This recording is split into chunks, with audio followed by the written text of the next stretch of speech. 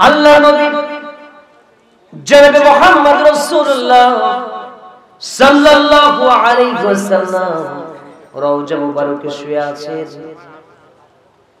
দুনিয়া যেদিন শেষ হয়ে যাবে, হাসর যেই দিন শুরু হয়ে যাবে, আল্লাহ সুবহানাহু ওয়া তাআলা রব্বে কারীম যেদিন বিচার কার্য শুরু করবেন, সব ট্রাইব্যুনালের বড় ট্রাইব্যুনাল যেদিন কায়েম হবে, আল্লাহ রাব্বুল আলামিন লিল্লাহি ওয়াহিদিল কাহ্হার লিমানিল মুলকিল ইয়াউম নাম ধারণ করে যেদিন বিচার কার্য যেদিন শুরু করবে, সেই দিন আল্লাহ রাব্বুল আলামিন সমস্ত মানুষের বিচার করবেন। বিচার শেষ হয়ে যাবে, জান্নাতি মানুষগুলো জান্নাতে যাবে, জাহান্নামী মানুষগুলো জাহান্নামে যাবে। যারা পরিমাণ যদি নেক আমল করে সেইটাও সেই দিন দেখতে পাবে, আর যদি যারা পরিমাণ খারাপ আমল করে আল্লাহ রাব্বুল আলামিন সেই দিন সেইটা তাকে দেখিয়ে দেবেন। বলেন সুবহানাল্লাহ। ফামান ইয়া'মাল মিথকালা যাররাতিন খায়রান ইয়ারা ওয়া মান ইয়া'মাল মিথকালা যাররাতিন শাররান ইয়ারা। আল্লাহু আকবার বলেন। সেই দিন আমার নবীজি দেখতে পাবেন কিছু সংখ্যক মানুষদেরকে জাহান্নামের ফেরেশতারা ডান্ডা বেরি পরিয়ে জাহান্নামের দিকে নিয়ে যাচ্ছে। এই পৃথিবীতেও দেখবেন এমন কিছু মানুষ আছে যাদের বয়স হয়ে গেছে 70 বছর, যাদের বয়স 75 বছর, 60-65 বছর বয়স হবার পরেও এই কোরআনুল কারীমের হক কথা বলার কারণে অন্যায় করে, অন্যায় ভাবে ওই মানুষদের উপরে জুলুম নির্যাতন চাপিয়ে দিয়ে বিনা দোষে তাদেরকে জেল হাজতে রেখে দেওয়া হয়েছে, আর তাদেরকে ডান্ডা বেরি পরিয়ে রাখা হয়। জোরে কথা বলেন ঠিক কিনা? এই যে মজনু, পাগল মজনু ধর্ষণ করেছে, আপনারা কি দেখেছেন সেই লোকটাকে ডান্ডা বেরি পরিয়েছে? না না, ডান্ডা বেরি কিন্তু পড়ানো হয় নাই, কোন রকমে পুলিশ তাকে হ্যান্ডকাপ পরিয়ে নিয়ে গেছে। কথা বলেন না কেন? অথচ আল্লাহর কসম করে বলি, ধর্ষককে যদি ডান্ডা বেরি না পরিয়ে, কোন খুনির আসামিকে যদি ডান্ডা বেরি না পরিয়ে, আল্লাহর ওলি যারা হবে, যারা কোরআনুল কারীমের হক কথা বলেছেন, কোরআনুল কারীমের আন্দোলন করেছেন, কোরআনুল কারীমের ইসলামের রাজনীতি করার কারণে যদি নির্যাতন চালানো হয় এই সমস্ত মানুষদেরকে, আর ডান্ডা বেরি পরিয়ে অপমান অপদস্থ করা হয়, আল্লাহর কসম করে বলি, জাহান্নামের মধ্যে এই পৃথিবীর এই সমস্ত জালেমদেরকেও ডান্ডা বেরি পরিয়ে তাদেরকে জাহান্নামের আগুন দিয়ে তাদের শাস্তি দেওয়া হবে। জোরে কথা বলেন ঠিক কিনা? রাসূল সেই দিন দেখবেন জাহান্নামের দিকে নিয়ে যাওয়া হচ্ছে অনেকগুলো মানুষকে। রাসূল বলবেন, ফেরেশতারা রে একটু দাঁড়াও। চেনা চেনা হচ্ছে লোকটাকে আমার কাছে নিয়ে আসার পরে বলা হবে, ও আল্লাহর ফেরেশতারা শোনো রে, লোকটাকে আমি চিনি, আমার সম্মত, আমার প্রতি বেশি বেশি দরুদ এবং সালাম করেছে, আর তার চেহারা মোবারক আমি নবীর সামনে দেখানো হয়েছে, আমি তাকে চিনতে পেরেছি, আমার প্রতি সে দরুদ সালাম করেছে। বলেন সুবহানাল্লাহ। লোকটাকে আমি সুপারিশ করব, চলো মিজানের পাল্লায় নিয়ে চলো। আমলনামা যখন মাপা হবে দেখা যাবে আমলের পাল্লাটা তার হালকা হয়ে গেছে, মিজানের পাল্লা হালকা হয়ে গেছে, গুনার পাল্লাটা ভারী হয়ে গেছে। আল্লাহর নবী সেই দিন কি করবেন? তার পবিত্র সেই বরকতি হাতটা উঁচু করবেন আর মিজানের পাল্লায় রেখে দেবেন। আল্লাহর নবীর বরকতে মিজানের পাল্লাটা ভারী হয়ে যাবে। আর সেই দিন ওই লোকটা নবীর প্রতি দরুদ এবং সালাম পড়ার কারণে আল্লাহ রাব্বুল আলামিন নবীর সুপারিশ কবুল আর মঞ্জুর করে নিয়ে ওই ব্যক্তিটাকে জাহান্নাম থেকে তাকে জান্নাতে দাখিল করে দেবে। জোরে বলেন না সুবহানাল্লাহ। আমরা স্পষ্টভাবে জানলাম নবীর প্রতি দরুদ পড়লে কি পাওয়া যায়, নবীর সুপারিশ পেয়ে জান্নাতে হওয়া যায়, ঠিক কি না?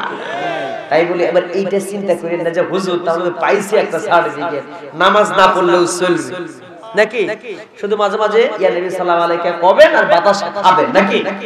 শুধু দরুদ এবং সালাম পড়া ইয়া নবী সাল্লাল্লাহু আলাইহি বইলা ওই ভণ্ড নামের সুন্নিদের মতো দক্ষিণবঙ্গে কিছু দেখা যায় সুন্নি নামের ভণ্ড আছে না নাই? বসেন বৈশা যান নাকি? এই জালালি আছে না? এই জালালি বৈশা যান, তাহরি বাবা, খাজা বাবা, কত যে বাপ, এই বাবাদের মতো জিকির কইরা বিশাল বড় কেক কেটে বলবেন হ্যাপি বার্থডে টু ইউ ইয়া রাসূলুল্লাহ, আছে না নাই? এরকম করলে কিন্তু আমার সুপারিশ কপালে জুটবে না। সুপারিশ যদি পেতেই হয়, আবু লাহাব রাসূলকে ভালোবেসেছিলেন, ভালোবেসে সুপারিশ তো দূরের কথা, জান্নাত তো দূরের কথা, রাসূল করিম সাল্লাল্লাহু আলাইহি ওয়াসাল্লামের নিকটবর্তী হওয়া যাবে না, কথা বলেন ঠিক কিনা?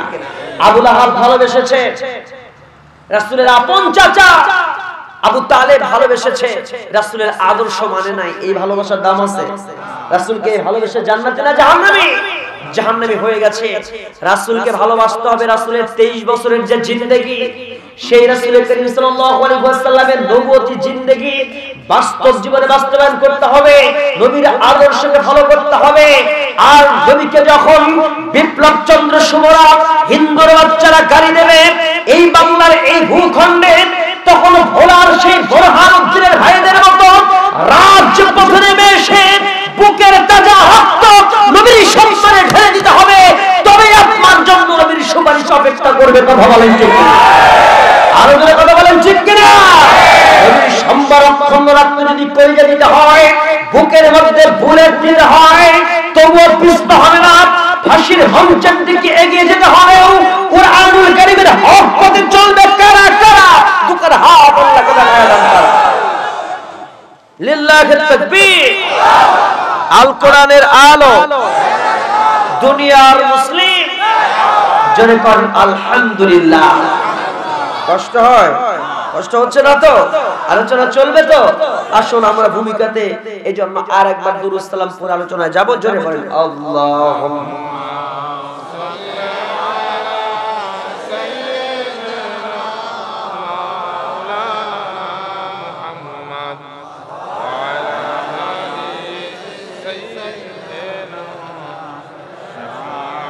بلغ العلا بكماله كشف الدجى بجماله حسنت جميع خصاله صلوا عليه وآله।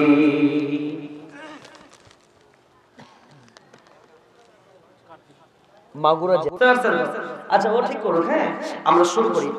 শুরুতে যদি ডিস্টার্ব হয় সমস্যা হবে, মাঝে মাঝে হলে একটা বিষয়। আমি তো মাত্র আমার মা এবং বোনেরা সবার প্রতি আমার পক্ষ থেকে জানাচ্ছি মোবারকবাদ এবং সালাম। আসসালামু আলাইকুম ওয়া রাহমাতুল্লাহি তাআলা ওয়া বারাকাতুহু। জানতে চেষ্টা করছি আপনারা কেমন আছেন, বাম পাশের ভাইরা কেমন আছেন? কষ্ট হচ্ছে? সবাই ভালো আছেন তো? জি, আল্লাহ আপনাদের সবাইকে ভালো রাখুন। আমিও দোয়া করছি, সবাই বলছি আমিন। সবার প্রতি আমার পক্ষ থেকে অফুরন্ত ভালোবাসা ছড়িয়ে দিচ্ছি, সবাইকে জানাচ্ছি আই লাভ ইউ। আপনারা কি বলবেন? I love you too too too. মাশাআল্লাহ। জি হ্যাঁ, এই ভালোবাসা কিসের জন্য? এটাও রাস্তাঘাটে ওইরকম ভালোবাসা না, পিঙ্কি চলেছে একা পথে, সঙ্গী হলে দোষকে তাতে 100%। ভালো এই ভালোবাসা না, আমরা ভালোবাসি কোন ভালোবাসা? মান আহাব্বা লিল্লাহ, উমামা থেকে হাদিসে বর্ণিত, মান আহাব্বা লিল্লাহ ওয়া আবগাদা লিল্লাহ ওয়া আ'তা লিল্লাহ ওয়া মানা'a লিল্লাহ ফাকাদ ইসতাকমালাল ঈমান। ওই ব্যক্তির ঈমান পরিপূর্ণ হয়েছে। যে ব্যক্তি আমি কাউকে ভালোবাসবো, সে ভালোবাসা হবে কাকে সন্তুষ্ট করতে? আমি যদি কারোর সাথে রাগারাগিও করি, সেটা হবে কার জন্য? আমি কাউকে দান করব, দানটা হবে কার জন্য? দান আমি করব না, সেটাও হবে কার জন্য? সব আল্লাহর সন্তুষ্টির জন্য। কথা বলেন ঠিক কিনা? আর এই ভালোবাসা বাঁচতে পারলে দ্বীনি ভালোবাসা রক্তের সম্পর্কের চাইতেও এটা অনেক গুরুত্বপূর্ণ, ঠিক কি না? বদরের যুদ্ধে এক পাশে বাবা আর এক পাশে ছেলে, এক পাশে সন্তান আর এক পাশে পিতা, পিতা পুত্রের লড়াই হয়েছে, ভাই ভাই লড়াই হয়েছে, রক্তের সম্পর্কে জবাই করে দেওয়া হয়েছে দ্বীনের স্বার্থে, কথা বল ঠিক কি না? সেই দিন সবাই এত কঠিন পরীক্ষা দিয়েছে, রাসূল করিম সাল্লাল্লাহু আলাইহি ওয়াসাল্লাম সেই দিন সেই পরীক্ষাটা নিয়েছিলেন, আল্লাহ দিয়েছিলেন, রাসূল সেই দিন সেখানে ছিলেন। বাবা হয়ে দ্বীনের জন্য সংসারের গালে যদি সর্দারের গর্দানে আঘাত করবে, এটা সহজ না কঠিন?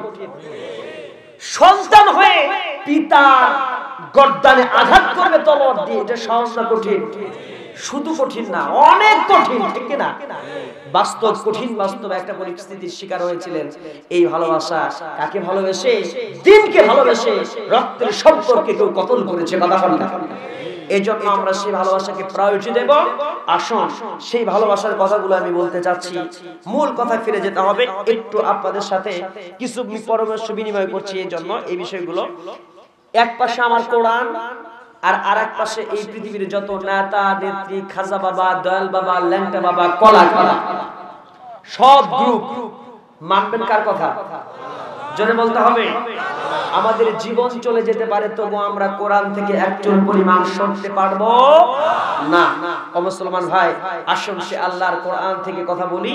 কোরআন এবং হাদিসের আলোকে আমরা আলোচনাকে শুরু করতে চাই, আস্তে আস্তে ধীরে ধীরে প্রবেশ করতে চাই। তার আগে আমি আমার সাবজেক্টটা আজকে আপনাদেরকে জানিয়ে দিতে চাই। আমি কন্টিনিউ ভিন্ন ভিন্ন সাবজেক্ট আলোচনা করার জন্য প্রিপারেশন নিয়ে থাকি, চেষ্টা নিয়ে আজকে ধারাবাহিকভাবে এখানে এসেছি। যে সাবজেক্টে কথা বলবো আজকে, গোটা পৃথিবীতে মুসলমানদেরকে নিয়ে আন্তর্জাতিক একটা চক্রান্ত চলছে, ঠিক কিনা? আরে চক্রান্ত কে করছে? মুসলমানরা। কারা বলেন তো? এই পাশে বলছে ইহুদিরা, আর এই পাশে বলেন আপনারা কারা বলেন?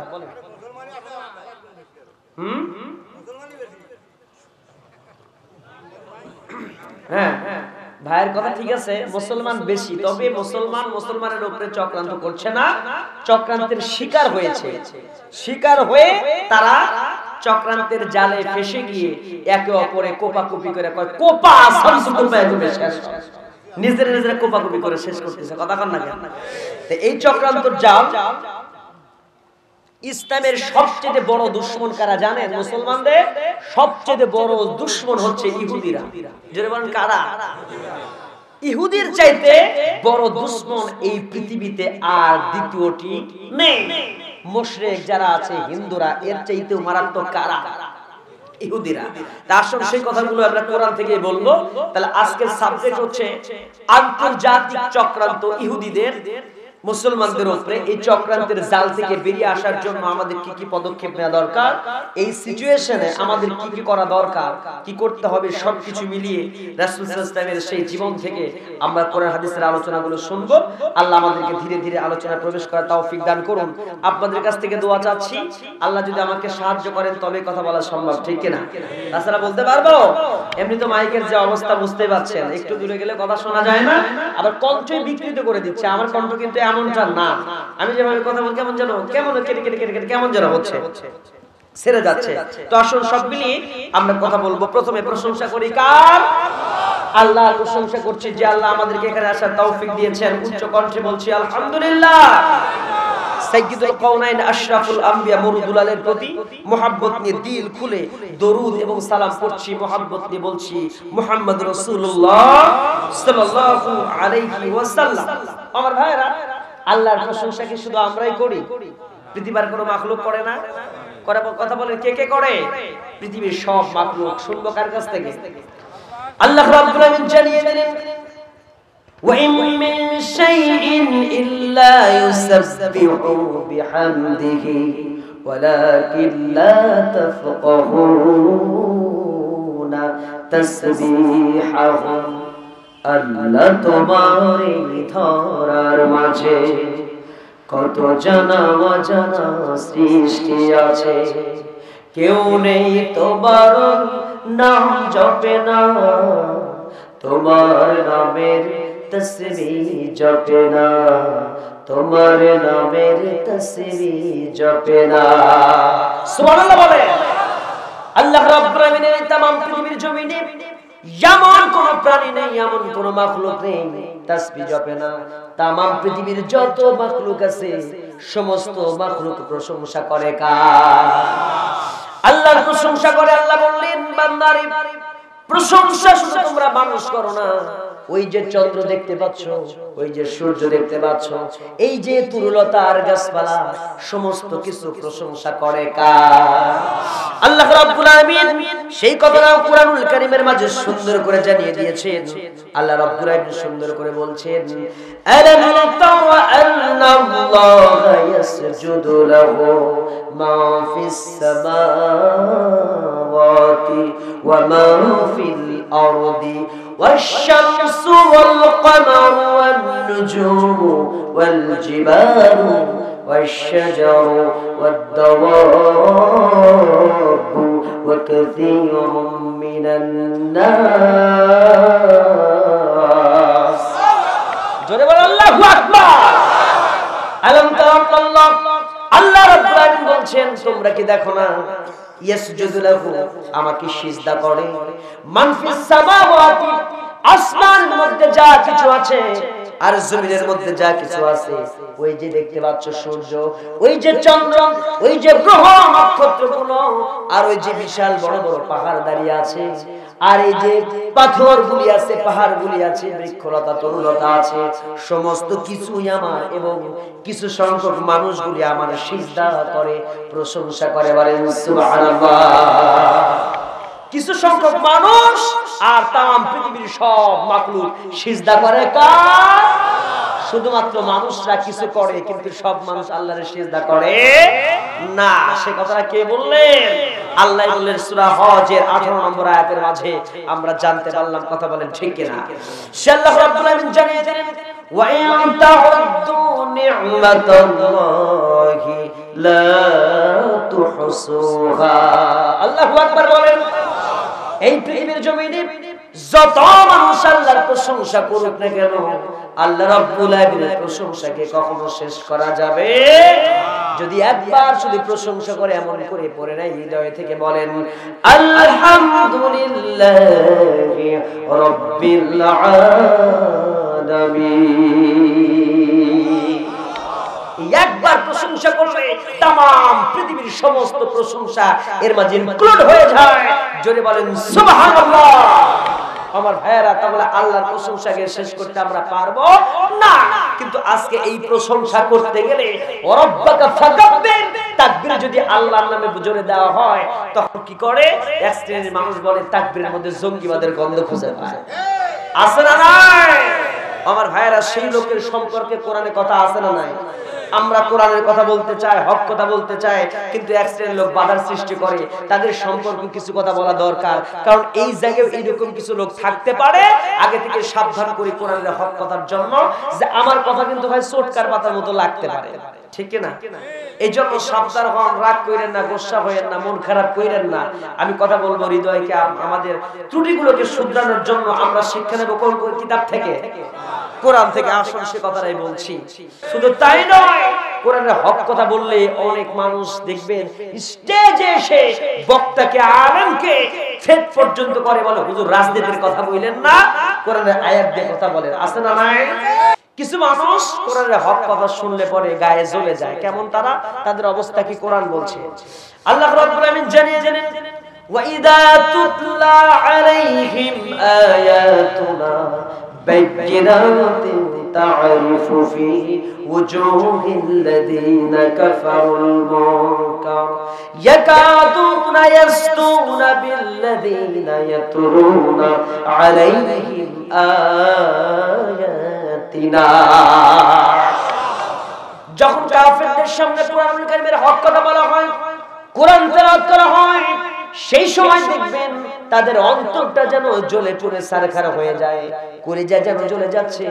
তখন যেন তারা মনে করে, মনে বড় জ্বালা রে এই পাঞ্জাবিওয়ালা। আছে না নাই? ওরা যেন বলে, মনে বড় জ্বালা, পাঞ্জাবিওয়ালার দেশটা খাইলো। আছে না? শুধু তাই নয়, কোরআনের হক কথা বললে অনেক মানুষ দেখবেন স্টেজে এসে বক্তাকে, আলেমকে ফেট পর্যন্ত করে, বলে হুজুর রাজনীতির কথা বললেন না, কোরআনের আয়াত দিয়ে কথা বলেন। আছে না নাই? এই কোরআনে রাজনীতি আছে না নাই? এই কোরআনুল কারীমের মা ফাররাতা ফিল কিতাবি মিন শাইইন, পৃথিবীতে এমন কোন বিষয় নাই যেই বিষয় এই কোরআনুল কারীমে আল্লাহ ইনক্লুড করেন নাই। কথা বলেন না কেন? এইজন্য এই কিতাবে সব আছে, টয়লেট থেকে শুরু করে বঙ্গভবন পর্যন্ত সমস্ত রুলস নিয়ম কানুন সবকিছু এই কোরআনে আছে না নাই? কিন্তু এই কোরআনুল কারীমের হক কথা বলার পরে যারা আলেমকে থ্রেট করতে আসছে, বক্তাকে হুমকি দেয়, হামলা করে, মামলা করে, আমরা বলতে চাই এরা দেখতে মুসলমানদের মতো নামাজি হতে পারে, হাজী সাহেব হতে পারে, কিন্তু কার্যক্রমে পাক্কা আবু জেহেলের দালা। যারা কথা বলেন ঠিক কিনা? শত সহস্র বাধা আসতে পারে, শত সহস্র নির্যাতন আসতে পারে, তবু আমরা এই সমস্ত নির্যাতনকে ভয় না করে খাব্বাব, খুবাইব, বিলালের মতো করে জীবন দিয়ে বাজি রেখে আল্লাহর দ্বীনের জন্য কাজ করে যাব। কারা কারা এই মাগুরা অঞ্চলের সেই সমস্ত ভাইদের দোকান হাত আল্লাহর সামনে দেখিয়ে দেয়। আসুক না যত বাধা, যত ঝড় সাইক্লোন, কথা কান ঠিক না? আসুক না যত বাধা, যত ঝড় সাইক্লোন, রাসূলের পথে মোরা চলবই, এ জীবন বাজি রেখে দিনের নিশান মোরা বাংলার আকাশে উড়াবই। রাজি আছেন না নাই? মোরা কামানের মুখোমুখি দাঁড়িয়ে আল্লাহু আকবার বলবো, যত বাধা, যত ঝড় সাইক্লোন, রাসূলের পথে মোরা চলবই, এ জীবন বাজি রেখে দিনের নিশান মোরা বাংলার আকাশে উড়াবই। জোরে বলেন ঠিক কিনা? আমাদের দেখে বহে জিহাদি রক্ত, প্রাণে প্রাণে বিপ্লবী ঝংকার, তাকবীর তাকবীর বাতিলের মসনদ, কত ভেঙে করেছি যে চুরমার, কত ভেঙে করেছি যে চুরমার। ঠিক না? এই শির অবনত আল্লাহর কাছে শুধু নয়, কোন তাগুদের কাছে, সবুজে কাফেলা নিয়ে যাব জানি একদিন মাকসুদ মঞ্জিলে পৌঁছে, মাকসুদ মঞ্জিলে পৌঁছে। আমাদের ছোট হৃদয়ে রাসূলের প্রেম ছবি আঁকবই, আসুক না যত বাধা, যত ঝড় সাইক্লোন, রাসূলের পথে মোরা চলবই, এ জীবন বাজি রেখে দিনের নিশান মোরা বাংলার আকাশে উড়াবই। রাজি আছেন? কারা কারা দোকান হাতকে দেখায় দেওয়া যায়? লিল্লাহি তাকবীর। আল কোরআনের আলো, আল হাদিসের আলো, ও দুনিয়ার মুসলিম, নারে তাকবীর। জোরে জোরে কোন আলহামদুলিল্লাহ। শেষ পর্যন্ত না থেকে দোয়ার আগে যাবে, কারা কারা দোকান হাত দেখায় দেয়?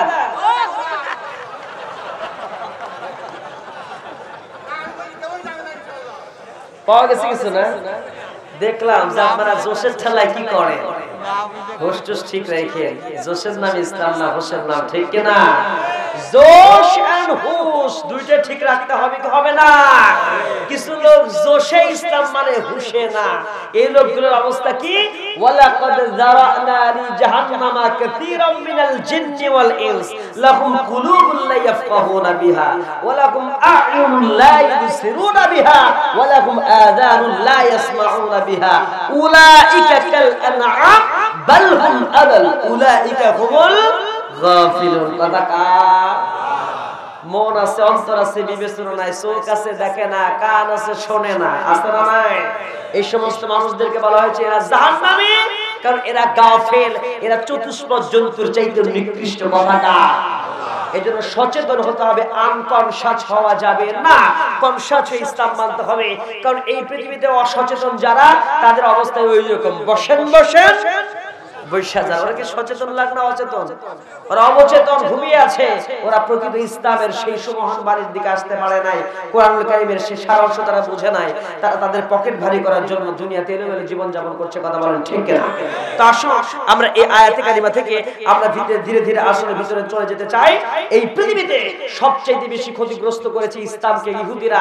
এখনো চক্রান্ত চলছে ইহুদিদের। সেই ইহুদিদের চক্রান্ত নিয়ে আমি আয়াতে কারিমা, অনেকগুলো আয়াত, 3-4টি আয়াতে কারিমা রয়েছে।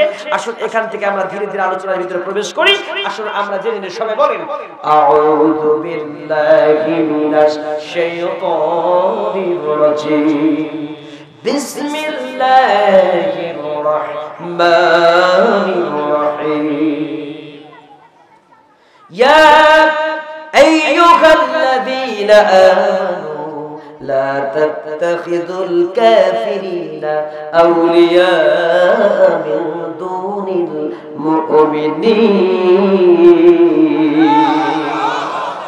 ইয়াতে মাঝে আল্লাহ তাআলা সুন্দর করে বলছেন, ইয়া আইয়ুহাল্লাযীনা আমানু, হে যারা ঈমান এনেছো, লা তাত্তাখিযুল কাফিরিনা আউলিয়া, তোমরা কি করো না কাফেরদেরকে তোমরা বন্ধু বানায়ো। লা তাত্তাখিযুল কাফিরিনা, কাফেরদেরকে তোমরা বানায় না আউলিয়া, আমাদের বন্ধু। মিন দুনিল মুমিনিন, মুমিনদের পরিবর্তন করে মুমিনদেরকে বাদ দিয়ে কাফেরদেরকে বন্ধু বানায় না। সেই কথাটা বলেছেন কে? এই জায়গায় এই কথা বলে শেষ করেন নাই, কথা বলেছেন আরো সুন্দর করে আরেকটা আয়াতের মাঝে আল্লাহ জানিয়ে দিয়েছেন। সূরা নিসার 239 নম্বর 139 নম্বর আয়াতের মাঝে আল্লাহ বলেছেন, আল্লাযীনা ইয়াত্তাখিযুনাল কাফিরিনা আউলিয়া মিন দুনিল মুমিনিন। আল্লাহু আকবার বলেন। আল্লাহ বলছেন আল্লাযীনা, মানে যারা, ইয়াত্তাখিযুনাল কাফিরিনা আউলিয়া মিন দুনিল মুমিনিন, মুমিনদের বাদ দিয়ে যারা কাফেরদেরকে বন্ধু বানায়, তারা কি চিন্তা করে এইটা যে কাফেররা তাদেরকে শক্তিশালী করবে, ক্ষমতা দান করবে? কি করবে? তাহুনা ইনদাহুম ইজ্জাতা, কাফেররা তাদেরকে শক্তিশালী করবে, মর্যাদা দেবে, এই ক্ষমতার আসনে বসায় রাখবে। কথা কয় না কেন? এরকম চিন্তা আছে না নাই? আল্লাহ বলছেন এইরকম চিন্তা যদি কেউ করে থাকে, আল্লাহ বলছেন সে তোমরা জেনে রাখো, ফাইন্নাল ইজ্জাতা লিল্লাহি জামিআ। এখানে বললো তারা কি মনে করে এই ক্ষমতা টিকিয়ে রাখার জন্য বন্ধুত্ব করতে হবে কাফেরদের সাথে, নরেন্দ্র মোদীর সাথে, নাকি? এর কথা কয় না কেন? বুঝেন না, বুঝেন না? এরকম যদি কেউ চিন্তা করে তার অবস্থা কি?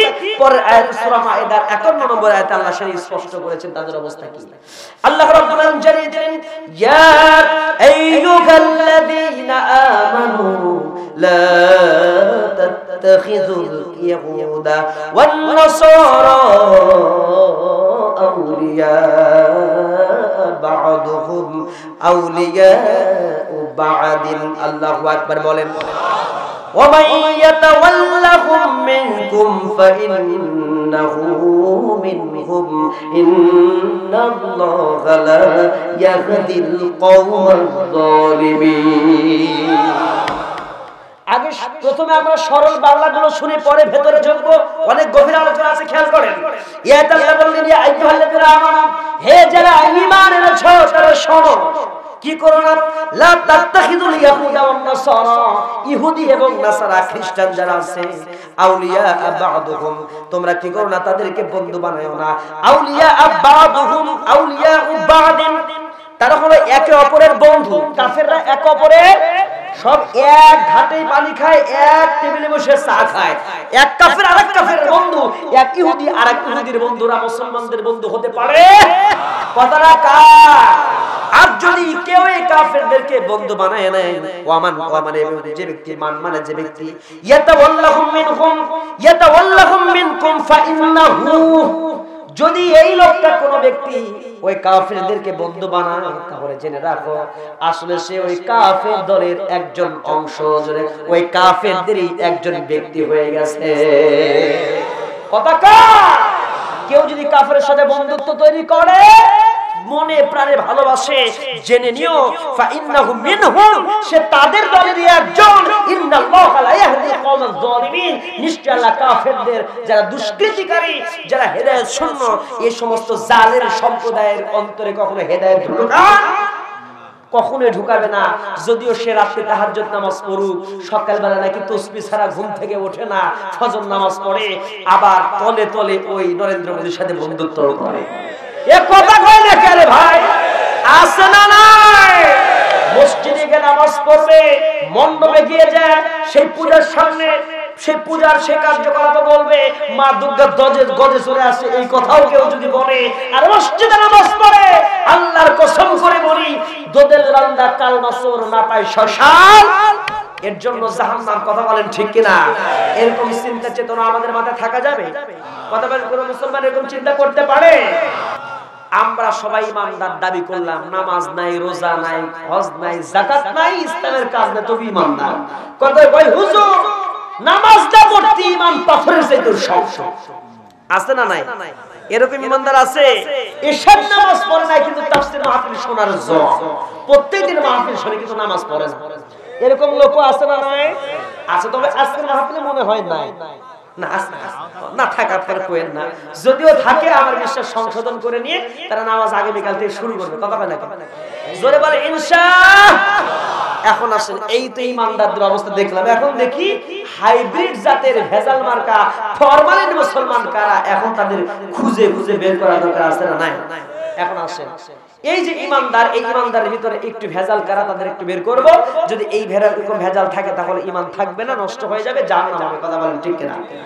ও মুসলমান ভাইয়েরা, ইমানদার দাবি করি, ইমানদার দাবি করার আগে আপনাদেরকে জানিয়ে দিচ্ছি, কানটা লাগায় শুনেন, আমাদের সমাজের মধ্যে কিছু হাজী সাহেব আছে, মাইন্ড করবেন না, আবার কিছু উপকারী মানুষ আছে, মানুষের উপকার করে, দান সদকাও করে, পাঁচ ওয়াক্ত নামাজও পড়ে, রোজাও করে, ইসলামের সব কাজগুলো আছে, কিন্তু মূল একটা জায়গাতে ভেজাল লেগে গেছে, আছে না নাই?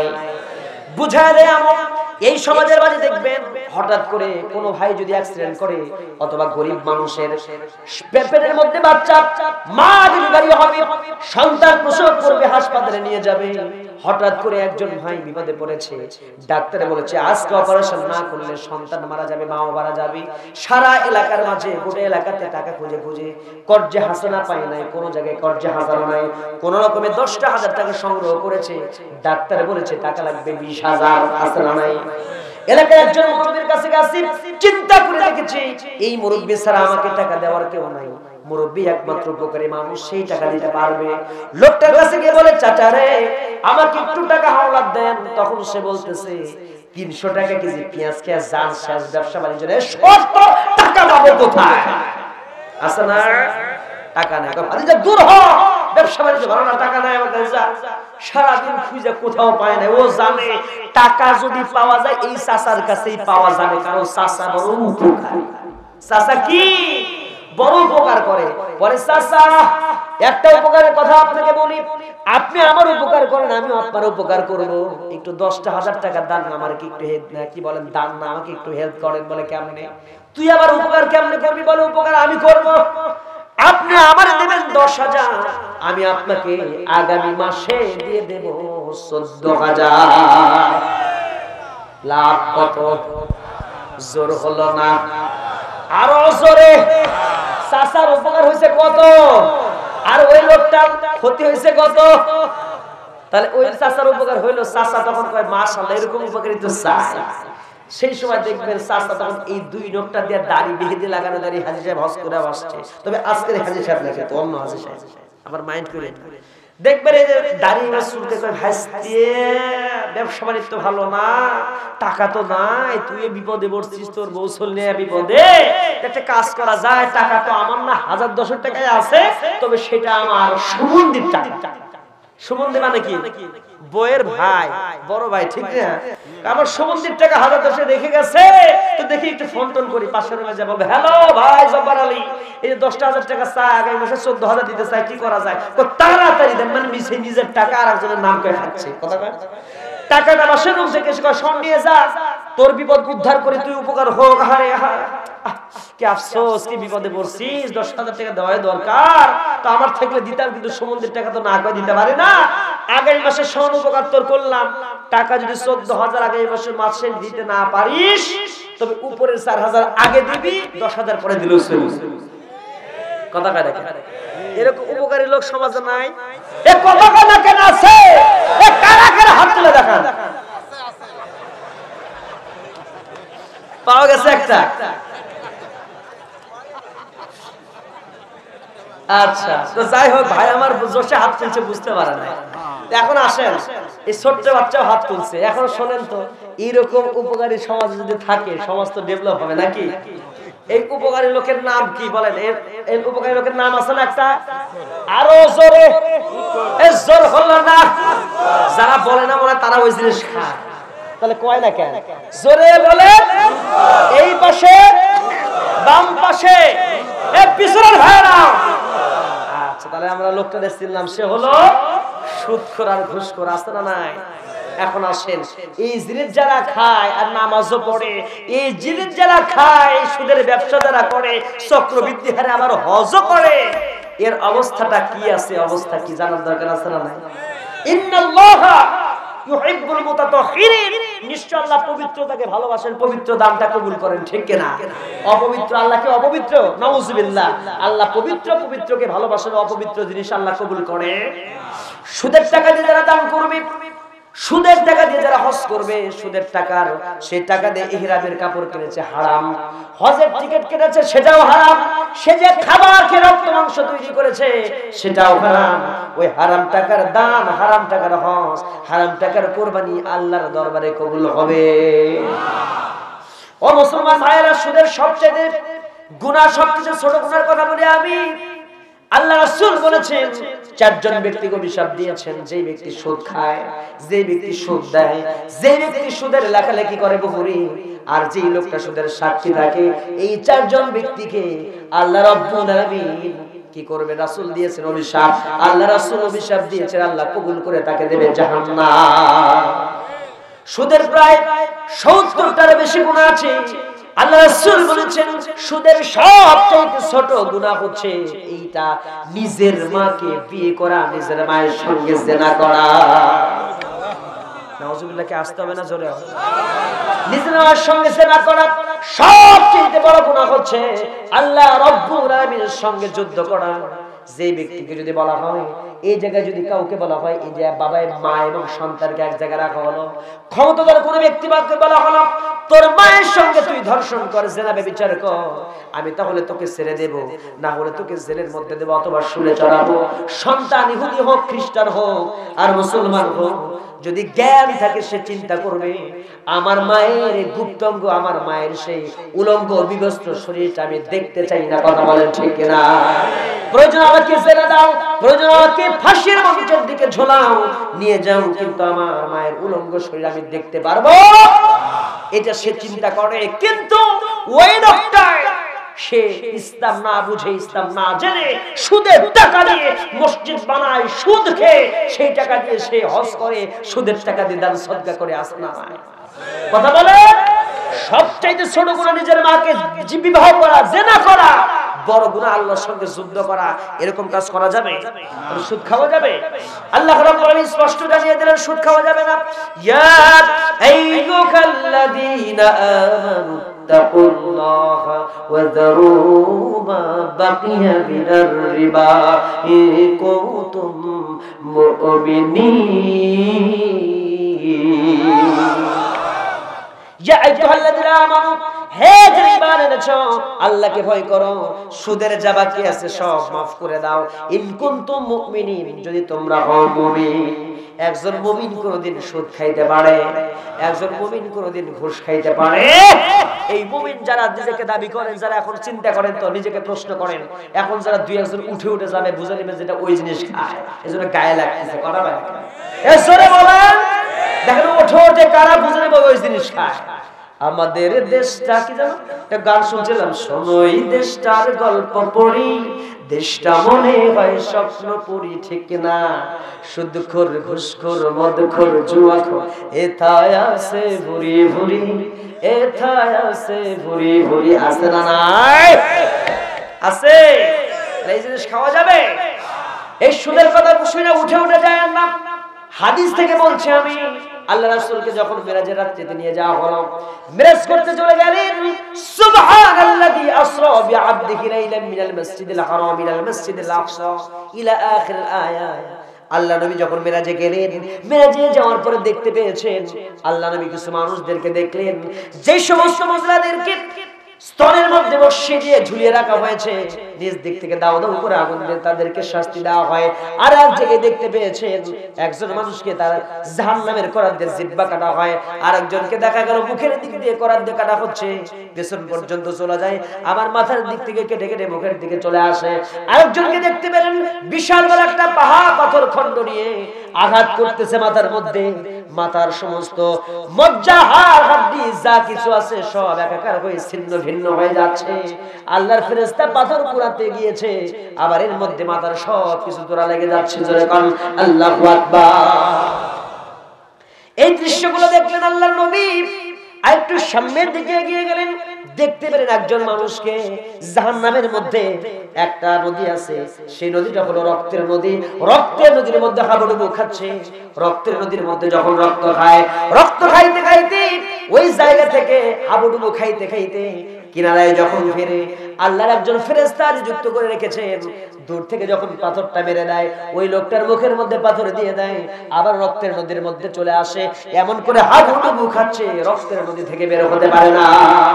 আল্লাহ নবীকে জিজ্ঞেস করলেন, আল্লাহ রাসূল জিবরাইল আমিনকে জিজ্ঞেস করলেন, ভাই জিবরাইল রে, এই যে দৃশ্যগুলো দেখেছি, একটা একটা করে আমাকে জানিয়ে দাও, এই মহিলাটাকে আর এই ভাইটাকে যাকে রক্তের নদীর মধ্যে হাবুডুবু খাওয়ানো হচ্ছে।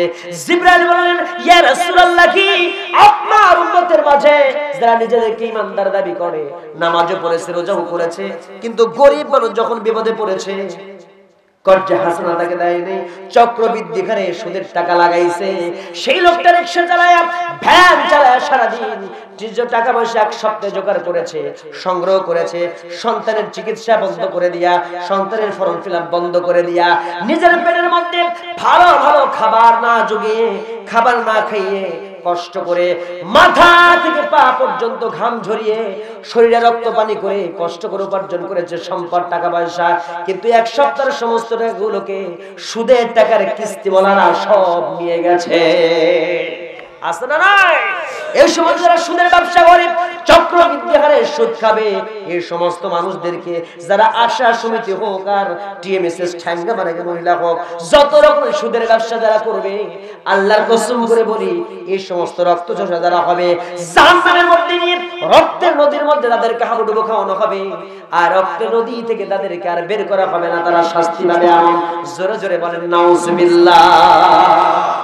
মুসলমান, এখন বলেন আপনারা কারা কারা এখন এইরকম ইমানদার আছেন, সুদও খায়, ইমানদারও দাবি করে, নামাজও পড়ে, সুদও খায়? এখন হাত তোলেন কারা কারা, দেখি। হাত তুলবে না কথা করে এখন আর কেউ নাই, কিন্তু সকালবেলা উঠেই দেখবেন সুদের ব্যবসা আগে শুরু হয়েছে। আছে না নাই? আছে আছে আছে। আল্লাহর কসম, আপনার সুদের টাকার হজে আসর পাথর চুমা কেন, যদি আসর পাথর চুমু খাইলে গুনাহ ঝরে যায়, গোটা পাথর যদি গিলেও খায় গুনাহ মাফ হবে। কথা বলেন মাফ হবে? গোটা পাথর গিলে খেলেও গুনাহ মাফ হবে না। তাহলে এইরকম সুদখোর লোকের নামাজ, রোজা, হজ, যাকাত সব শেষ। কুল হাল রাব্বিকুম বিল আকসারিনা আমালান আল্লাযিনা দাল্লা সা'য়ুহুম ফিল হায়াতিদ দুনিয়া ইলা আখিরিল আয়া।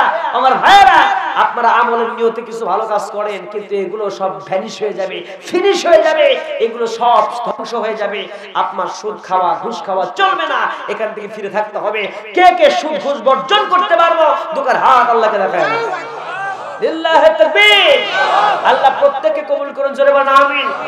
আমাদের দেশের মধ্যে দেখবেন কয়েকদিন আগে একটা সরকার ছিল। আমাদের দেশে কিছুদিন আগে দুই সরকার ছিল। কয় সরকার? এখন হলো এক সরকার। জননেত্রী মাননীয় শেখ হাসিনা, তিনি এক সরকার গঠন করেছেন, আওয়ামী লীগ।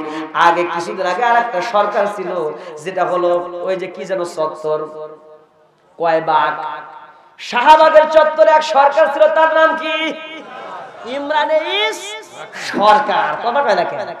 ওই সরকার মিছিল করলো না কয়েকদিন আগে? আরে তাদের অবস্থা আজ কোথায়? কথা বলেন ঠিক কিনা? মুসলমান শিক্ষা না। কয়েকদিন আগে যারা দাপট দেখালো, যাদের হাতে যাদের এই কলমের খোঁচা দিয়ে মানুষগুলো বিনা দোষে শাস্তি পায়, ফাঁসি হইল। কথা কয় না কেন? যাদের কলমের খোঁচায় এই কাজটা হয়েছে, তারা এই পৃথিবীতে লাঞ্ছিত, অপমানিত, অপদস্থ হয়েছে। কথা কয়, লাঠি দিয়ে তাদেরকে বলে হয় বাঁচবি, যদি বাঁচতে চাস্তে পালা তাড়াতাড়ি আমেরিকা না বলে এখানে লোক সুদ খায়। তাদের টেন্ডেন্সি, চিন্তা চেতনা কি একটু শোনেন।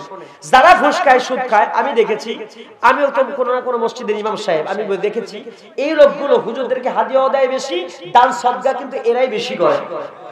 আছে না ভাই? 20,000 50,000 টাকা দান কারা করে? দেখবেন ওই সুদের ব্যবসা যারা করে, ঘুষ খায়, টেন্ডারবাজি, চাঁদাবাজি করে, নেতা হয়েছে, অন্যায় অবৈধ টাকা তারাই মসজিদ মাদ্রাসা দান বেশি করে। তাছাড়া আমাদের পকেট গরম হয় 50-1 লাখ দেব, আমাদের পকেটই চলে না, জীবন চলে না, 5 টাকা 10 টাকা তারাই দেয় গরিব মানুষ। আর ওইরকম দান তারাই করে যারা সুদের ব্যবসা করে। কথা পায় না কেন? এখন আসেন, এদের অবস্থাটা কি হবে? এরা চিন্তা করে সারা জীবনে সুদ খাইছে আর ঘুষ খাইছে 50 কোটি টাকা। জোরে বলেন কয় কোটি? এ চিন্তা করে 50 কোটি টাকা আমার ব্যাংকে আছে, শেষ বয়সে হজ করব আমি, 15-20 লাখ টাকা খরচ করে গোষ্ঠী শুদ্ধ হজ করাবো, বাবা মা যারা আছে শুদ্ধ, বৌসল বাচ্চা কাচ্চা সব হজ করাবো। এই হজের সব গুণাতে এমনি ঝরে গেল। শুধু এখানে শেষ নয়, মাদ্রাসা বানাবো, 50টা ইয়েতিমখানা বানাবো, 100টা ওখানে দান করব টাকা। মসজিদ, মাদ্রাসা, ইয়েতিমখানায় দান করব, প্রত্যেক ইয়েতিম আমার জন্য দোয়া করবে। মসজিদের টাইলস দেব দামি দামি, সেজদা করবে, মুসল্লি আমার জন্য দোয়া করবে, মাদ্রাসার সন্তানরা আমার জন্য দোয়া করবে। এই সব কিছু মিলা খরচ করলাম 5 কোটি। জোরে বলেন কয় কোটি? কামাই করছে জীবনে কত কোটি? 50 কোটির মধ্যে যদি 5 কোটি চলে যায়, থাকলো ব্যাংকে কয় কোটি? 45 কোটি ব্যাংকে রেখে দিয়ে চিন্তা করে তসবিহ টিপে, আর ওই সুদের টাকা গুনে আর চিন্তা করে এই যে মাদ্রাসার সব, মসজিদের সব, এতগুলো সব আমার এই 45 কোটি টাকার গুনাহ, 5 কোটি টাকার সব দিয়ে সব ভ্যানিশ হয়ে গেছে গুনাহ, আমার আল্লাহ জান্নাতে না দিলে দিবে কার? কথা কয় না কেন? এদের চিন্তা কিন্তু এরকম। কথা বলে, এইরকম চিন্তা না হলে তো ওই টাকা দিয়ে এরকম রাখতো না। এখন শোনেন, এরকম হাজী সাহেব যারা আছেন তারা এখন ভালো করে শোনেন, আপনি যত টাকার সুদ খাইছেন, ঘুষ খাইছেন, আয়াতটা বলছি, সব বাকি বকেয়া পরিশোধ করে দাও, মাফ করে দাও। যতক্ষণ পর্যন্ত সুদের টাকা, অবৈধ টাকা, অন্যায় টাকা, মানুষ মারা টাকা, টেন্ডারবাজির টাকা, এক কথায় হারাম টাকা যার কাছ থেকে মেরে খাইছেন, ওকে যতক্ষণ ফেরত না দেবেন, লোকটা মরে গেছে খুঁজে পাচ্ছেন না, ওই টাকা বিনা সওয়াবের আশায় দান করে দেবেন গরিব গরিব দুঃখীর কাছে। তারপরে যদি আপনি নিঃস্ব হয়ে যান, তখন যদি কোন আল্লাহ আমারে মাফ করো, আমি ভুল করেছি, তুমি আল্লাহি তাওবাতান নাসুহা, তখন তওবা করলে আল্লাহ কবুল করবে। সব টাকা ব্যাংকে রেখে দিয়ে আপনি তওবা করবেন আর তাবলীগ জামাত করবেন, আর আপনি বড় বড় ইসলামী দল করবেন, টাকা দান করবেন, আর আপনি বললেন ওই লোকটার মতো বিচার মানি ভাই, কিন্তু তাল গাছ আমার। কথা কয় না? এদের অবস্থা কি? বিচার মানবো ভাসতে, কিন্তু তাল গাছ আমার ভাগে থাকে। সুদের 45 কোটি টাকা আমার ব্যাংকে থাকো, 5 কোটি দান করছি, বিচার আমার, আল্লাহর কাছ থেকে মাপ নেব, কিন্তু 45 কোটি দিতে রাজি নাই। আছে না নাই? এইরকম লোক যদি থাকে দুনিয়াতে, তাহলে এইরকম ঈমান নিয়ে অসুবিধা নামাজ পড়ে জান্নাত কখনো জুটবে না, বাটা ফাটাবে। কথা কয় না কেন? মরে দেখেন কি করে, মাসে কয়দিন যায়, মাস শেষ হবে না। তাহলে এই যে আমরা বিষয়টা ঈমানদার আমরা বুঝলাম। এখন আসলে অনেক কথা আছে, ঈমানের কথা এই পর্যন্ত ইতিটা নেই। তাহলে আমরা বুঝলাম ইয়া আইয়ুহাল্লাযীনা আমানু, এই যে ঈমানদারদের ডাকছে, এরকম সুদখোর ঈমানদাররা তাদেরকে ডাক দিছে আল্লাহ, তাই না? হ্যাঁ, ভালো ঈমানদার হওয়া লাগবে, সুদখোর ঈমানদার হওয়া যাবে না। এখন আসুন আমার ভাইয়েরা, এই পৃথিবীতে আল্লাহ বললেন লা তাত্তাখিযুল কাফিরিনা আউলিয়া মিন দুনিল মুমিনিন, তোমরা কি করো না, তোমরা কখনো ইহুদিদেরকে, নাসারাদেরকে বন্ধু বানায় না, খ্রিস্টানদেরকে বন্ধু বানায় না। কারণ কি জানেন? এই পৃথিবীর জমিনে ইহুদিরা আমাদের কি পরিমাণ ক্ষতি করেছে। ইহুদির বাচ্চারা নবীর দেহ পর্যন্ত, আমাদের যতগুলো নবী এই পৃথিবীতে এসেছিলেন, ইহুদিরা ষড়যন্ত্র করে ওয়ায়াকুলুনান নাবিয়্যিনা বিগাইরি হক, নবীদেরকে তারা কতল পর্যন্ত, হত্যা পর্যন্ত করেছে। জোরে কান নাউযুবিল্লাহ। এরা মারাত্মক রকমের খারাপ চরিত্রের মানুষ। এই ইহুদির বাচ্চারা কি করেছে, ইরাকে 7,40,000 নারীদেরকে তারা বিধবা বানিয়েছে। এই সমস্ত এই ইহুদির বাচ্চারা ইরাক আফগানের মধ্যে যুদ্ধ লাগিয়ে দিয়ে শত শত লক্ষ লক্ষ মানুষদেরকে হত্যা করে দিয়ে লক্ষ লক্ষ জার সন্তান পয়দা করছে। যে কথা বল ঠিক কিনা? আমাদের মুসলিম মা মুসলিম বোনদের উপরে ইজ্জত, তারা মুসলিম বোনদের উপরে আক্রমণ চালিয়ে তারা ধর্ষণ করে পেটের মধ্যে অবৈধ সন্তান তৈরি করে দিয়েছে। আর এগুলো জার সন্তান এই পৃথিবীতে তারা বেশি করতে যাচ্ছে। জোরে বল নাউজুবিল্লাহ। এইজন্য আমার ভাইয়েরা, এই সমস্ত জাহেল, এই সমস্ত ইহুদির আসাদের চক্রান্ত থেকে আমাদেরকে বাঁচতে হবে। তারা ইয়াহিয়া আলাইহিস সালাতু ওয়াস সালামকে তারা গর্দানকে দ্বিখণ্ডিত করেছে, মাথা থেকে পা পর্যন্ত কোরআন দিয়ে কেটে ফেলেছে। এরাই সেই ইহুদির বাচ্চা। শুধু তাই নয়, হযরত ঈসা রূহুল্লাহ, ঈসা আলাইহিস সালাতু ঈসা ইবনে মারইয়াম, ঈসা আলাইহিস সালাতু ওয়াস সালামের সময় ইহুদির বাচ্চা ঈসা নবীকেও ছাড়ে নাই। ঈসা নবীকে নিয়ে যারা ষড়যন্ত্র করেছে, কথা বল ঠিক কিনা? এরা কত বড় খারাপ। ইহুদিদের সেই ঈসা থেকে একটু আপনাদেরকে জানিয়ে দেই। ঈসা আলাইহিস সালাতু ওয়াস সালামের ছোট বয়স যখন হয়েছে, অনেক লম্বা কথা, শুধু এতটুকু বলি। ঈসা আলাইহিস সালাতু ওয়াস সালাম পেট থেকে, মার পেট থেকে বের হয়ে আসলেন। বাবা ছাড়া সন্তান, এই সন্তানকে সমাজের লোক কেউ মেনে নিতে চায়? ঈসা আলাইহিস সালাতু ওয়াস সালাম দুনিয়াতে আসলেন। আসার পরে এই পৃথিবীর জিন্দেগিতে 4টা সন্তান মায়ের কোলের মধ্যে কথা বলে আর সত্যের সাক্ষী দিয়েছে।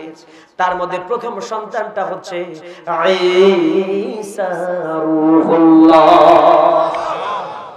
ছোট্ট বাচ্চা মায়ের কোলের মধ্যে আছেন, আর তিনি সুন্দর করে বললেন, এলাকাবাসী শোনো রে, তোমরা আমার মার সম্পর্কে যেরকম খারাপ মন্তব্য করছো, তোমরা আমার মাকে তো চেনো না। আমার মা সাধারণ কোনো মা না, আমার মা হলো নবীর মা। قال إني عبد الله آتاني الكتاب وجعلني نبيا। আল্লাহু আকবার বলেন। হযরত ঈসা রূহুল্লাহ যখন সূরা মারিয়ামের 30 আয়াতের মাঝে সুন্দর করে আল্লাহ জানিয়ে দিয়েছেন, আমি তো আল্লাহর গোলাম, তিনি আমাকে কিতাব দিয়েছেন এবং নবী করেছেন, আমি একজন নবী। আর তোমরা জেনে রাখো আমি নবী, আর আমার মাটা হচ্ছে নবীর মা। বলেন সুবহানাল্লাহ।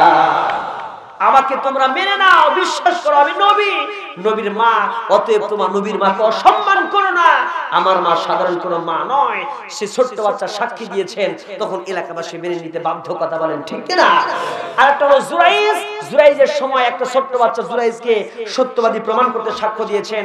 তৃতীয় নাম্বার হচ্ছে, কোন কোন তাফসিরে পাওয়া যায় হযরতে ইউসুফ আলাইহিস সালামের সময় একটা ছোট্ট বাচ্চা সাক্ষী দিয়েছিলেন ইউসুফের চরিত্র প্রমাণ করতে। আরেকটা হচ্ছে আসহাবুল উখদুদ, ওই যে অগ্নিওয়ালা সূরা বুরুজের তাফসীরের ভিতরে আছে। ছোট্ট বাচ্চা বলছে, মা যেটাকে আগুন দেখছো ঝাঁপিয়ে পড়তে বলছে, এটা আগুন নয়, এটা জান্নাতের বাগান, আর তুমি ঝাঁপিয়ে পড়ো, হকের পক্ষে আছো। মা আগুনে ঝাঁপ দিতে ভয় পাচ্ছে, তখন ছোট্ট বাচ্চা বলেন, মা তুমি ঝাঁপ দাও। সুবহানাল্লাহ বলেন। এই 4টে সন্তানের ঘটনা বললে পরে রাত পার হয়ে যাবে। এই 4টে সন্তান পৃথিবীতে সত্যের সাক্ষ্য দিয়েছিল, সত্য প্রমাণ করেছিল। আল্লাহ ছোট্ট বয়সে তাদের মুখ থেকে জবান দিয়ে কথাগুলো বলার তৌফিক দিয়েছিলেন। সুবহানাল্লাহ বলেন। ওটা আমার মূল কথা নয়, মূল কথা হলো এইটা, ঈসা রূহুল্লাহ যখন দুনিয়াতে আসলেন, দুনিয়া আসার পরে এই ইহুদির বাচ্চারা ঈসাকেও ছাড়ে নাই। কথা বলেন ঠিক কিনা? কেমনে ছাড়ে নাই?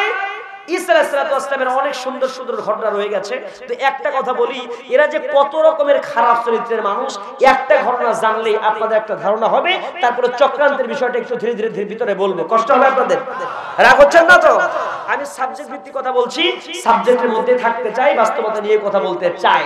আমি সাবজেক্টের বাইরে যেতে চাচ্ছি। আসুন আয়াত থেকে কথা বলি।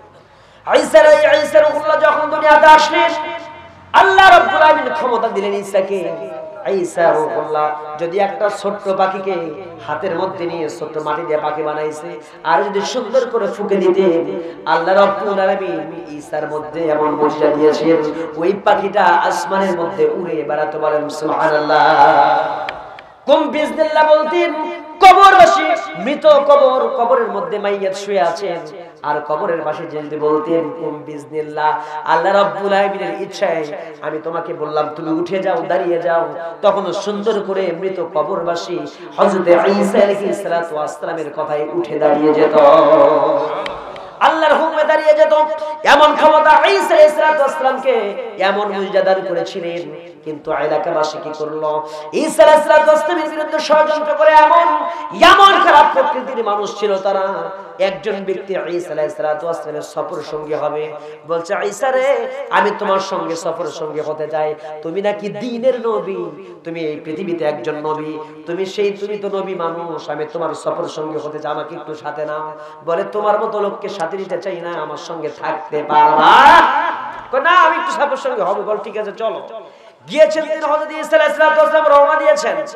রওনা দেওয়ার পরই ঈসা আলাইহিস সালাম একটা জায়গায় চলে গেলেন, অনেক পথ অতিক্রম করলেন। খাওয়ার যখন সময় হয়ে গেল, হযরত ঈসা আলাইহিস সালামের পোটটার মধ্যে 3টা রুটি ছিল।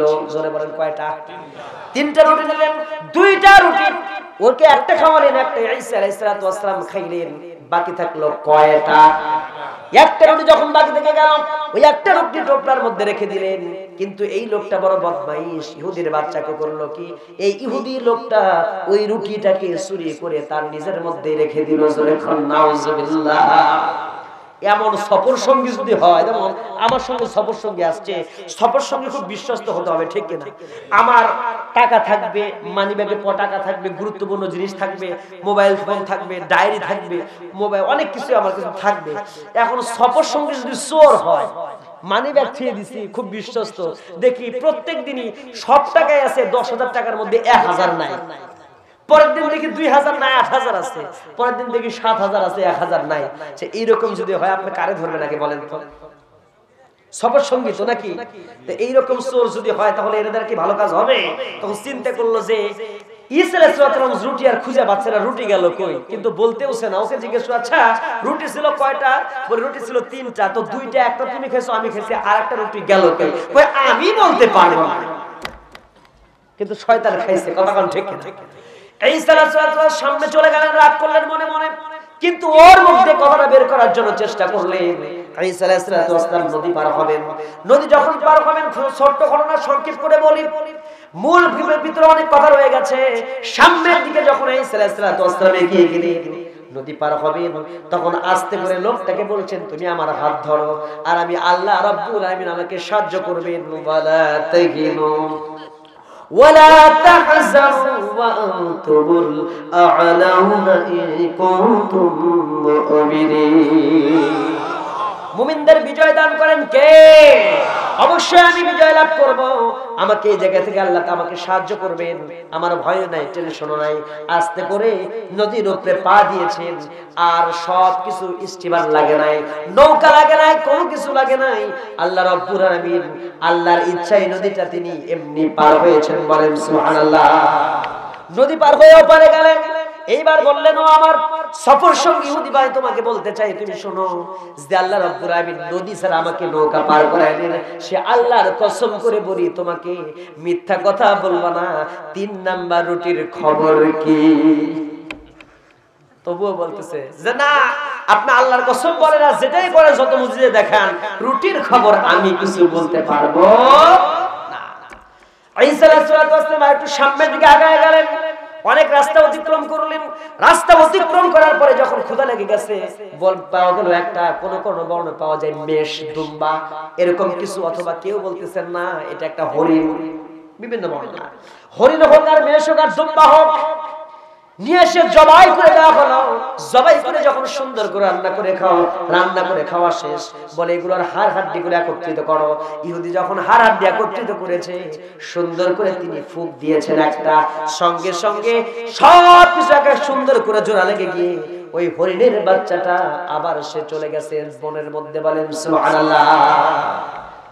এইবার বলছে যে আল্লাহর ইচ্ছায় আমরা এই হরিণের বাচ্চাকে জবাই করে মাংস খাইলাম, হাত দিয়ে যে আল্লাহ আমার মধ্য দিয়ে সুন্দর করে, আমার ফুকের মধ্য দিয়ে আমি সুন্দর করে আবার বাচ্চা বানিয়ে দিলাম, সে চলে গেল, তার জগলে আবার চলে গেছে। সত্যি করে বলো, সে আল্লাহ রাব্বুল আলামিন আমাকে নবী বানিয়েছেন, সেই জন্য সত্য করে বলো, মিথ্যা বলো না।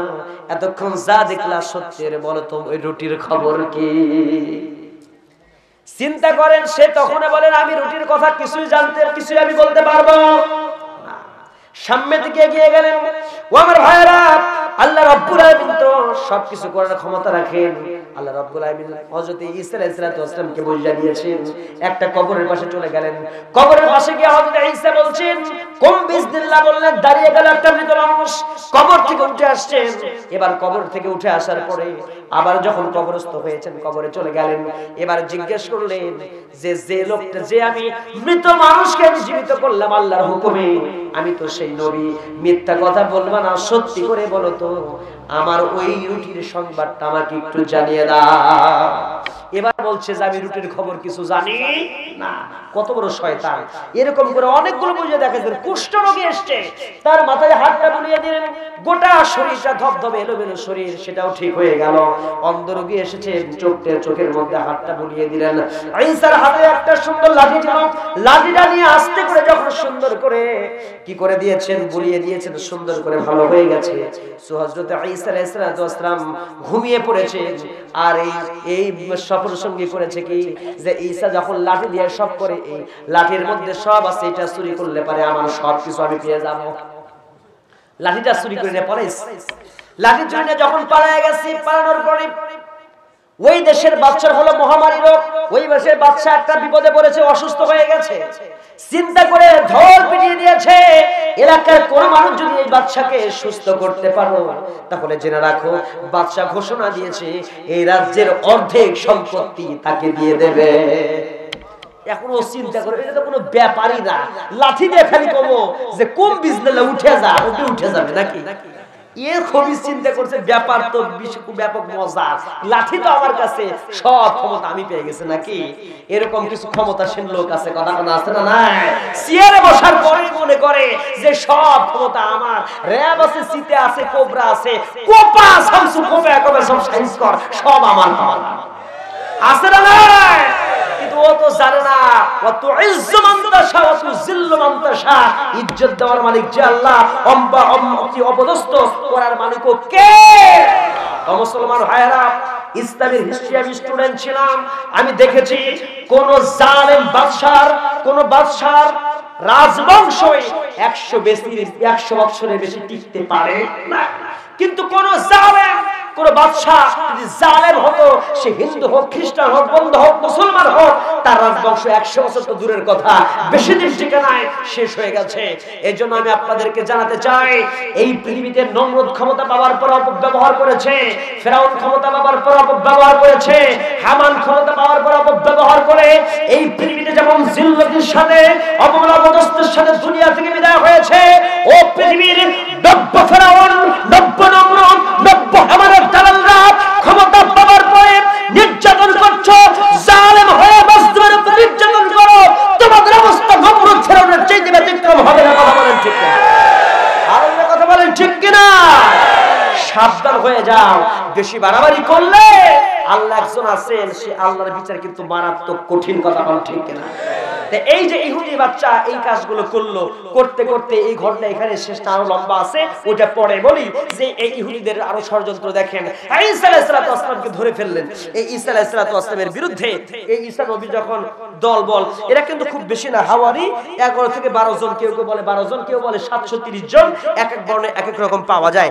সারা জীবনে হযরত ঈসা আলাইহিস সালাম খুব বেশি লোককে ইসলামের পথে ফিরে আনতে পারেন, যাদেরকে হাওয়ারি বলা হয়। ঈসা আলাইহিস সালামের যারা অনুসারী ছিলেন, কেউ বলে 12 জন, কেউ বলে 700 অধিক ছিলেন, এক এক বর্ণে এক এক রকম তাফসিরে পাওয়া যায়। ধরলাম 12 জন হয়, 30 জন হয়, যেটাই হোক। ঈসা আলাইহিস সালামের বিরুদ্ধে ষড়যন্ত্র করলে এলাকাবাসী, নবীর বিরুদ্ধে ষড়যন্ত্র করলে তার সঙ্গে কে আছে? নবীর সঙ্গে কে? ওমাকারু ওমাকার আল্লাহ, আল্লাহু খায়রুল মাকিরিন। কথা বলেন ঠিক কিনা? গুরুত্বপূর্ণ আলোচনা, ভালো করে খেয়াল করে শুনেন। এলাকাবাসী তখন মিটিং করতেছে, ঈসা আলাইহিস সালামের বিরুদ্ধে তখন স্লোগান দেয়, আমাদের দাবি মানতে হবে, ঈসাকে ফাঁসি দিতে। কথা কয় না কেন? আমাদের দাবি মানতে হবে, ঈসাকে ফাঁসি দিতে হবে। এলাকার সবগুলো যখন বলতেছিল, বলাবলি যখন করতেছে, একদিন দুই দিন নয়, 4 থেকে 5টা বছর মিছিল করে, মিটিং করে, আর তার নেতৃত্ব দিচ্ছে। আমাদের দেশের মধ্যে দেখবেন কয়েকদিন আগে একটা সরকার ছিল, আমাদের দেশে কিছুদিন আগে 2 সরকার ছিল। কতক্ষণ? কয় সরকার? এখন হলো এক সরকার। জননেত্রী মাননীয় শেখ হাসিনা, তিনি এক সরকার গঠন করেছেন, আওয়ামী লীগ। আগে কিছুদিন আগে আরেকটা সরকার ছিল, যেটা হলো ওই যে কি যেন চত্বর, কয়বাগ, শাহবাগের চত্বরে এক সরকার ছিল, তার নাম কি? ইমরান ইস সরকার। কথা কয় না কেন? ওই সরকার মিছিল করলো না কয়েকদিন আগে? আরে তাদের অবস্থা আজ কোথায়? কথা বলেন ঠিক কিনা? মুসলমান শিক্ষা না। কয়েকদিন আগে যারা দাপট দেখালো, যাদের হাতে যাদের এই কলমের খোঁচা দিয়ে মানুষগুলো বিনা দোষে শাস্তি পায়, ফাঁসি হইল। কথা দেখেন, যাদের কলমের খোঁচায় এই কাজটা হয়েছে, তারা এই পৃথিবীতে লাঞ্ছিত, অপমানিত, অপদস্থ হয়েছে। লাঠি দিয়ে তাদেরকে বলে হয় বাঁচবি, যদি বাঁচতে চাস্তে পালা তাড়াতাড়ি আমেরিকা না বলে এখানে ঠুস। কথা কয় না কেন? এগুলো তো পত্রিকায় আমরা দেখেছি, টেলিভিশনে বলা হয়েছে যে অস্ত্রের মুখে পালাতে বাধ্য হয়েছে। কথা কয় না কেন? আমার ভাইয়েরা, এই জন্য জেনে নেন, শুনে রাখেন, মুসলমানদের বিপদ সাময়িক কিছুদিনের জন্য থাকে, কিন্তু আজীবন মুসলমানদের বিপদ থাকবে। আমাদের সঙ্গে কে আছে? ও মুসলমান ভাইয়েরা, এরপরে কি হলো? এই সময় এই লোকটাকে কি করা হলো? তাতিয়ানুস নামে এক ব্যক্তি, ইব্রাহিম সরকার যেমন বলে যে কতে কাদের মোল্লা তুই রাজাকার, তুই রাজাকার। কথা বলতে বেশি হয় এগুলো তো ভাই। যাই হোক, আমি কোনো দলীয় কথা বলছি না, শুধু আমি বলছি এরকম একটা স্লোগান কিন্তু টেলিভিশনে আমরা দেখেছিলাম। যেই মেয়েটা বলেছিল এই স্লোগানটা, পরবর্তীতে দেখা গেল ওই মেয়ের বাপই হলো, পাওয়া গেছে। কথা কেন? ওই মেয়ের বাপই রাজাকার। ইউটিউবে আসছে না এগুলো? আসছে না? আসছে। কয়েকদিন আগে একটা নির্বাচন হয়ে গেল, রাজাকার নির্বাচন হয়েছে না? সারা জীবন আমরা যারা জেনেছি যে তারা রাজাকার, রাজাকারের গোষ্ঠী 14 গোষ্ঠী রাজাকার, তাদের যে বাল বাচ্চা তৈরি হয় এরাও বলে চেতনায় রাজাকার। কথা কয় না কেন? এরা চেতনায় রাজাকার, গোষ্ঠী রাজাকার। সারা জীবন যাদের জানলাম রক কাটার গোষ্ঠী, রাজাকারের গোষ্ঠী, আরে কি আফসোস, এমন ভোটেই তারা হারলো। সারা গোষ্ঠী খুঁজে পাওয়া গেল 37টা রাজাকার, তার মধ্যে মরছে 25টা, বেঁচে আছে 12টা। কথা কয় না কেন? কথা বলেন, এমন হারা হারলো। আর যারা সারা জীবন মুক্তিযোদ্ধা মুক্তিযোদ্ধা স্লোগান দিল, তারা মোটামুটি ভালোই ভোট পাইছে, তাই না? প্রথম স্থান অধিকার করে মোটামুটি তারা মুক্তিযোদ্ধা হয়েছে, যারা রাজাকার হয়েছে 8000-এরও বেশি। কথা কয় না কেন? আর দ্বিতীয় স্থান অধিকার করলো মোটামুটি 1000-এরও বেশি। কথা বলেন তো আমার ভাইয়েরা, এই যে নির্বাচনটা হয়ে গেল, এগুলো নিয়ে অনেক কিছুই তো হচ্ছে ইউটিউবে। আচ্ছা, আবার পত্রিকাতে আসতেছে, টেলিভিশনে আসতেছে। আবার সময় টেলিভিশনে কয়েকদিন আগে আমি নিউজ দেখলাম যে এক লোক, সেটা যশোরে, সম্ভবত যশোরে একটা মানুষ, সে একটা মাগুরা, যশোরের পাশে কোন একটা গ্রামে, তো সে জায়গায় ওই লোকটাকে বলা হচ্ছে, আচ্ছা আপনি কি ছিলেন?